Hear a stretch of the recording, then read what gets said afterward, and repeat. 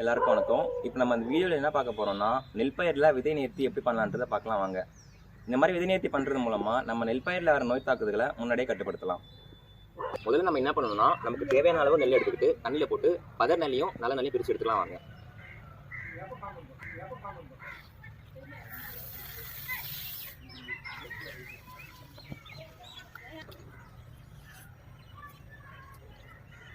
பதர் நெல்லை பிரித்து எடுத்த அப்புறம் நல்ல நெல்லை நம்ம தனியாக எடுத்துக்கலாம். இப்போ நம்ம கஞ்சி தண்ணி கொஞ்சம் எடுத்துக்கிட்டு நம்ம எடுத்துருக்க ட்ரைகோடர்மா விரிடி 4 கிராம் உள்ள சேர்த்து கலந்துக்கலாம்.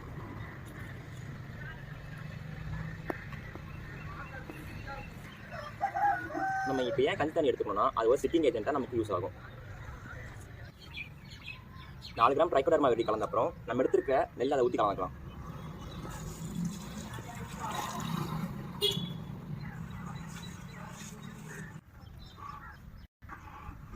நல்லா கலந்த அப்புறம் நைலில் ஒரு 1/2 மணி நேரம் நம்ம காய வச்சுக்கலாம்.